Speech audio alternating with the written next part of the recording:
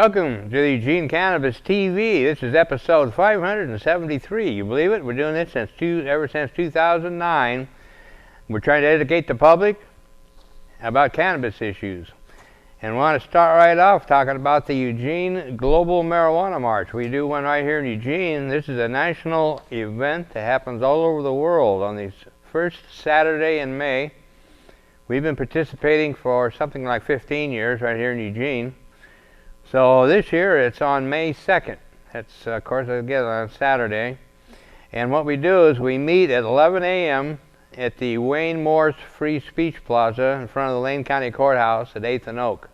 Now that's at 11 o'clock, and we start off at 11. We march around the Saturday market, around downtown, and we end up over at the old federal courthouse at the corner of 7th and Pearl at high noon, and we'll have the PA set up, and we're going to have speakers and informational tables. So if you can help out with that, please get a hold of us, because we could use some help. We would like to make this a big event. We haven't had a real good turnout in the last few years. We should fill that plaza. But anyway, I sure use your help, and especially your participation. So I hope that you'll show up on that and bring signs, noise makers, and a lot of friends. And of course, we got the Hemp Fest coming up. We have vendors are signing up. We have three food vendors and 4 goods vendors at this point. So it's still early, but they're starting to come in and take their positions. And the first come, first serve. So a little bit different this year. So anyway, it's a 10 by 15 spot. It's $250 for 3 days. Extremely reasonable rate. We haven't kept that same fee for 3 years. So anyway, that's on July 17th, which is a Friday. It's a 3-day event. So it's Friday, Saturday, and Sunday, 17th through the 19th of July. That's the weekend after the country fair. And we need volunteers also, and we could use some sponsors. So get a hold of us. That's at EmeraldEmpireHempFest.com. And so let's get on to the stories. I've got some national stuff here, and then we'll talk about what's going on in Oregon. This is from the Mobile New York Times by Julie Hirschfield Davis on April 21st, titled, "Head of the DEA to retire over handling of the sex scandal." The Obama administration's top enforcement official will step down next month, Attorney General Eric H. Holder Jr. announced on Tuesday, after her agency was tarnished by a scandal over sex parties with prostitutes, and she broke with President Obama on drug policy. Michelle M. Leonhardt, the administrator of the Drug Enforcement Administration, told Mr. Holder that she intended to retire, ending a 35-year tenure at the agency. In the statement, he called her a trailblazer for equality and a good friend. But in recent years, she had faced accusations of mismanagement.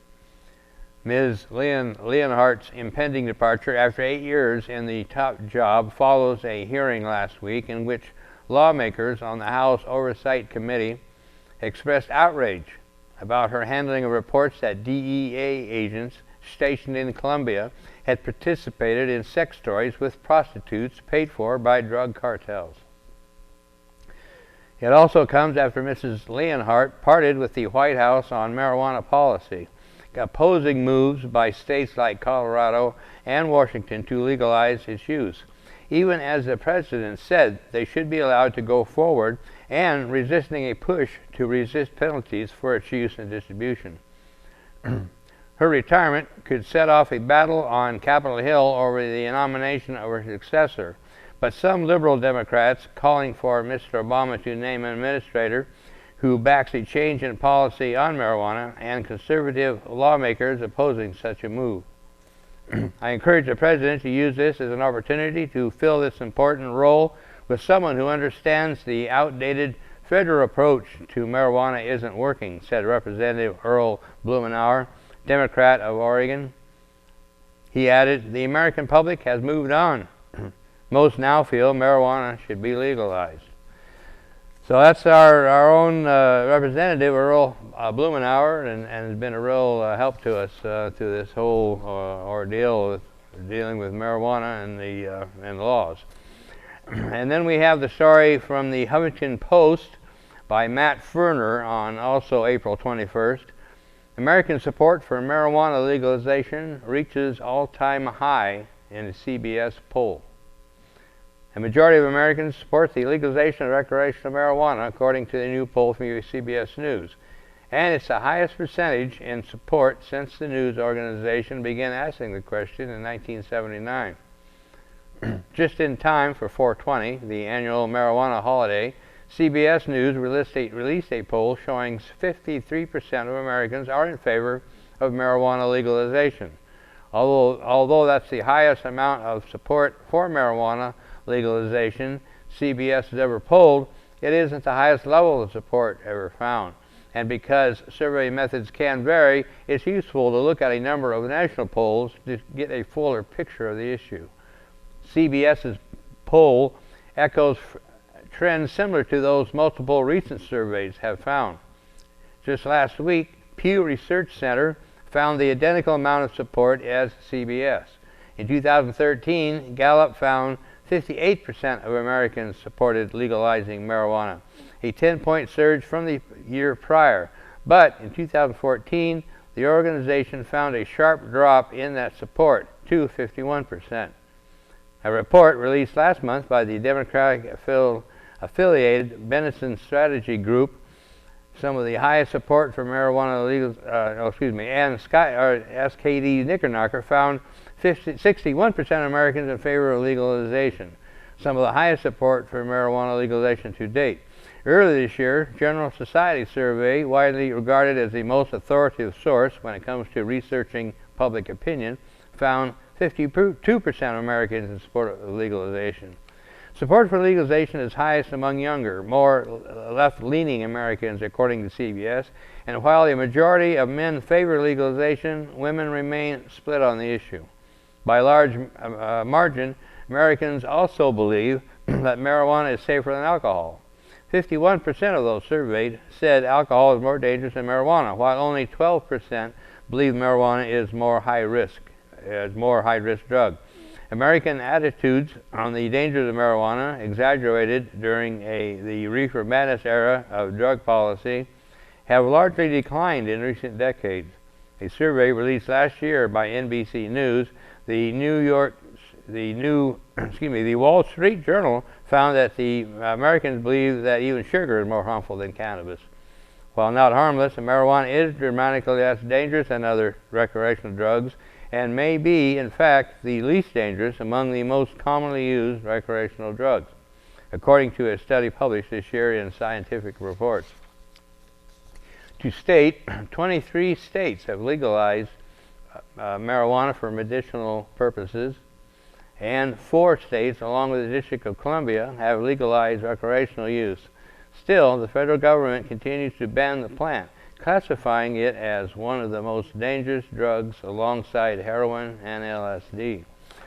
So there you have it. It continues to gain in popularity, and no surprise to a lot of us that are supporters. And then we go to the state and where we're at on our legalization here in the state.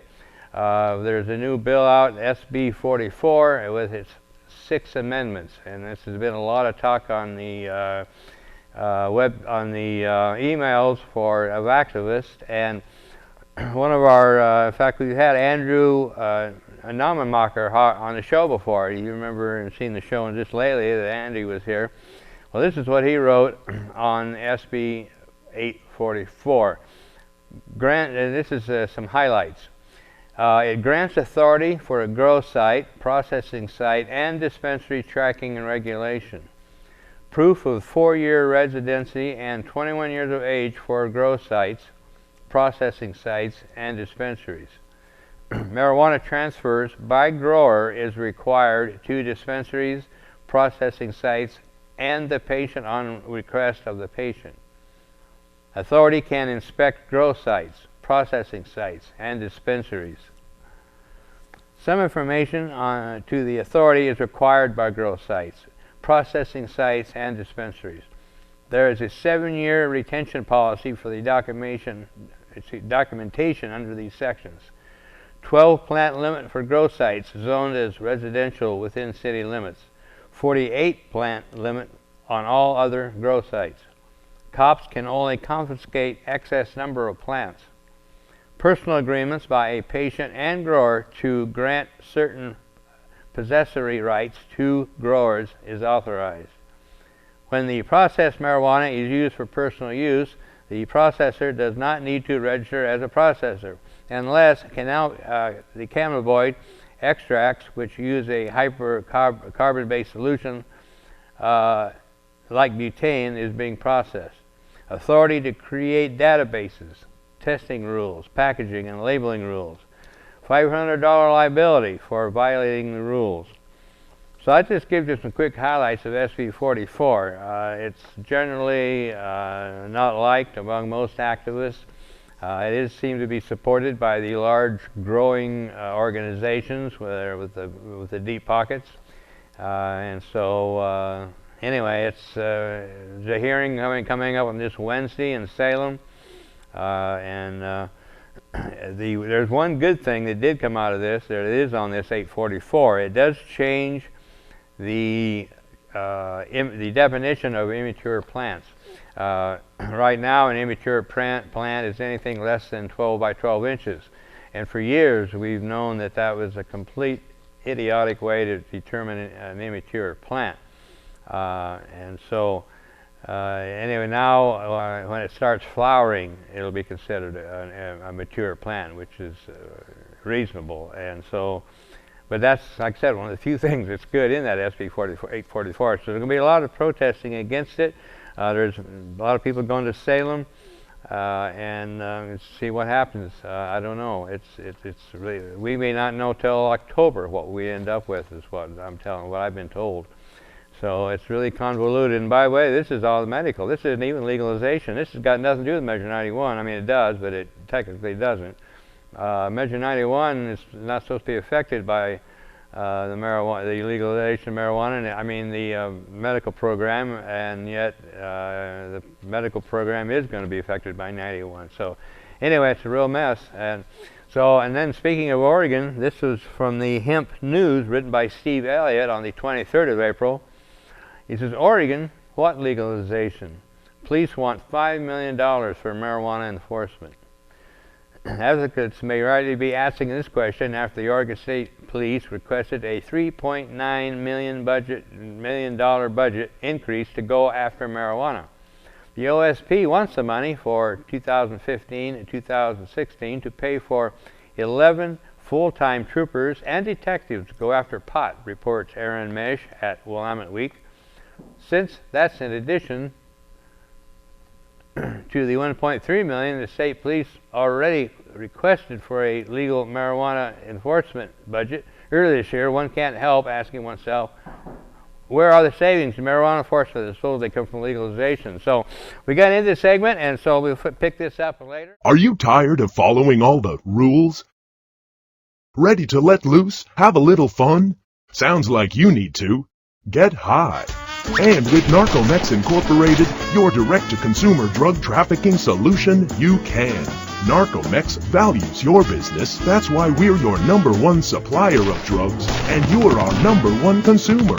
These billions can't be wrong. We work hard for your business and have killed not 1, not 2, but 3 Mexican police and 2 journalists just to keep you high with that very joint. Why, our commitment to keeping you supplied has killed over 17,000 people right next door. Traffickers, soldiers, journalists, prosecutors, you name it. We're that passionate about your business. We've even begun to destroy some of your favorite tropical beach destinations. Because if you smoke enough at home, you don't even need a beach. But don't legalize it or grow it at home. Let us do the work for you. Sure, consumers boycotted evil companies, but there's no need to boycott Narcomex Incorporated, your direct-to-consumer drug trafficking solution, also offering heroin, meth, and cocaine. Narcomex Incorporated. Live a little, and forget others won't.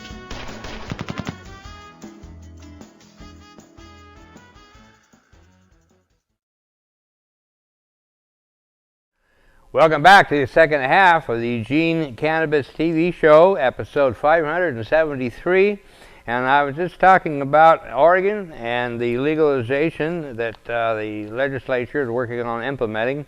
And I was reading the story from the Hemp News by Steve Elliott. He was talking about how the state police want $5 million for marijuana enforcement.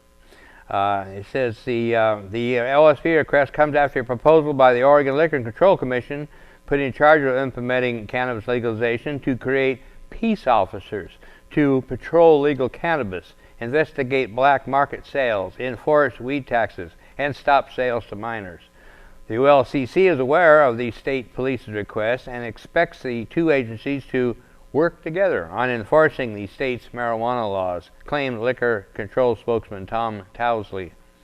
We can see the need to have somebody from the state police here in the OLCC to handle the dispatch, Townsley said, referring to an officer who could field calls from state troopers checking the licenses of people found with large quantities of marijuana. The Oregon legislature is already considering a possible $10.5 million two-year budget for OLCC's legal cannabis program. They would have to approve the state police request for $5 million more. Representative Peter Buckley, the Ashland Democrat, who co-chairs the House Ways and Means Committee and a longtime supporter of marijuana legalization, said he hasn't yet discussed the request with the state police. So, again, the state police has a very checkered past regarding cannabis, especially the medical marijuana program. They've always maintained that it's just a cover for legal activities, and they've always overemphasized how much of a black market problem it is. But anyway, and then again, we're on the OLCC special. This is the Oregonian, and this is by Dennis Thuralt, and this was on April 21st. OLCC's special peace officers asked to form their own union. Some of the dozens of state-sanctioned peace officers charged with helping the Oregon Liquor Control Commission enforce liquor laws and administrative rules are seeking permission to negotiate their own labor contract. According to a petition filed with the Oregon Employment Relations Board this month and obtained by the Oregon Live, some 41 certified inspectors would move to a new union called the Oregon Liquor Control Peace Officers Association. These inspectors are currently members of the American Federation of State, County, and Municipal Employees Local 2505.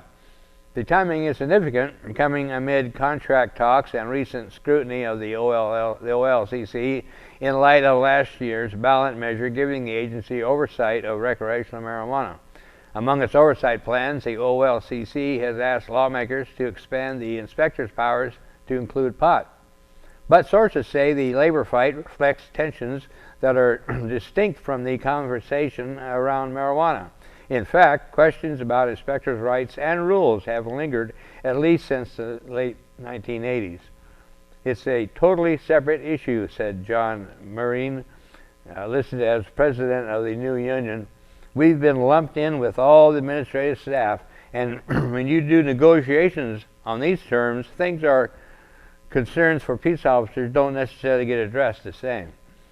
Marine was among the first class of OLCC liquor inspectors to receive certification and training from the Oregon Department of Public Safety Standards and Training. That training flowed from 2012 legislation sponsored by the AFSCME. Conferring police officer status on the inspectors means, among other things, that it's a crime to assault them. It also leaves them looking more like traditional police officers with arrest and use of force powers than mere administrative enforcers. They're seeking to have themselves better representative and to be allowed to perform our duties as is necessary and obtain the proper equipment and protection to do our jobs, said Marine, who declined when pressed to provide specifics. One possible outcome, if the Employment Relations Board grants the petition, could change the inspector's endgame around contract talks. Currently, inspectors unhappy with the contract would have to persuade the rest of the local 2505, roughly 200 members, to strike. As part of their own police union, such contract disputes would be settled through binding arbitration, an all-or-nothing tactic that wins unions more concessions. A spokesman for the OLCC declined to comment on the petition, directing questions to the AFSCME and the petitioners. Ross Grammy, the AFCSME staff representative who works with Local 2505, has declined to detail inspectors' complaints, citing ongoing contract talks with the OLCC. Instead, Grammy said that they feel as though we're addressing those concerns as part of the negotiations. It's unfortunate that a group of them have taken that position, he said, adding that the union leaders and even some inspectors, they were surprised by the petition, quite frankly. Grammy said he couldn't recall a single grievance involving an inspector that went to binding arbitration over the last 2 years, and that he also couldn't think of any inspectors who were unsatisfied with how their grievances in that span were resolved. He said just one grievance involving an inspector is currently open. That inspector is pretty happy, Grammy said. I've been working with him. Liquor inspectors have a wide range of responsibilities. They can arrest and cite underage drinkers, in addition to checking on bars and stores and policing events where liquor might be offered without a license. In 2013, Marine was one of 2 inspectors who arrested a bartender on suspicion of cocaine possession after initially investigating reports the bartender was drinking on the job. Lawmakers have so far pushed back against the OLCC's request to wield similarly broad authority over marijuana, but the inspector's liquor work has also come under fire. Students at Lewis and Clark College approached lawmakers with complaints. The Portland Mercury reported this month after plainclothes officers in an unmarked car followed a female student walking alone, and, she says, frightened her before writing a ticket for underage drinking. So that's how you have it in Oregon and the OLCC, and like I said, it might be October before we get all this straightened out and see where we're going.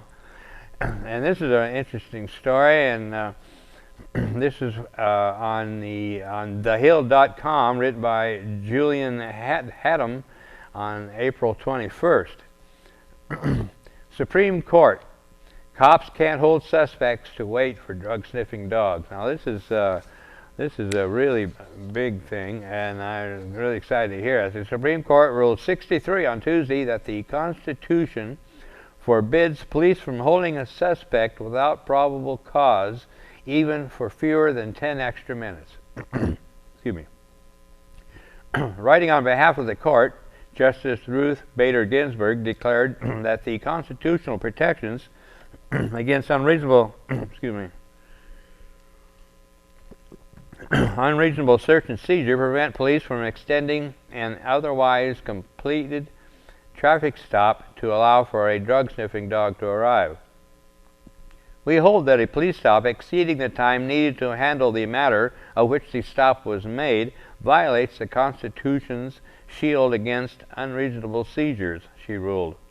The case, Rodriguez versus United States, was brought by a man who was pulled over for driving on the shoulder of a Nebraska highway. After the police pulled him over, checking his license and issued a warning for his erratic driving, the officer asked whether he could walk his drug-sniffing dog around the vehicle. The driver, Dennis Rodriguez, refused. However, the officer nonetheless detained him for 7 or 8 minutes until a backup officer arrived. Then the original officer retrieved his dog. After sniffing around the car, the dog detected drugs, and Rodriguez was indicted for possessing meth. In all, the stop lasted less than 30 minutes. According to the Supreme Court, though, the search of Rodriguez's car was illegal, and the evidence gathered in it should not be used at trial. While officers may use a dog to sniff around a car during the course of a routine traffic stop, they cannot extend the length of the stop in order to carry it out. The tolerable duration of police inquiries in the traffic stop context is determined by the seizure's mission to address the traffic violation that warranted the stop, Ginsburg ruled. Authority for the seizure thus ends when tasks tied to the traffic infraction are, or reasonably should have been completed. Justice Clarence Thomas, Samuel Alito, and Anthony Kennedy disagreed with the ruling, arguing that police can reasonably detain people to investigate other possible violations of the law. In his dissenting opinion, Thomas said that majority's ruling makes meaningless the legal difference between reasonable suspicion, which does not authorize a search of someone's property, and probable cause, which does. Had Officer Struble arrested, handcuffed, and taken Rodriguez to the police station for his traffic violation, he would have complied with the Fourth Amendment, he wrote, using the majority's argument. But because he made Rodriguez wait for 7 or 8 extra minutes until a dog arrived, he eventually committed a constitutional violation. Such a view of the Fourth Amendment makes little sense. So anyway, that's a small victory that might help some of us at some point. Again, I want to remind you that is upcoming this coming Saturday, May 2nd, the Eugene Global Marijuana March, and let's get the numbers down there. We need to fill up that plaza. It's free. You'll hear some great speakers. We'll have information booths up, and you can meet your local favorite activist. Even Dank yourself. Dank will be there, so come down and talk to me and say hi and tell us about the show. Only if you have compliments, of course. No, that's all right. We take criticism. But anyway, so hope to see you there. That's May 2nd, and we start at 11 o'clock at the Lane County Courthouse at the Freedom Plaza in front, and then we start at the rally at 12 at the old courthouse, 7th and Pearl. Thank you. We'll see you next week.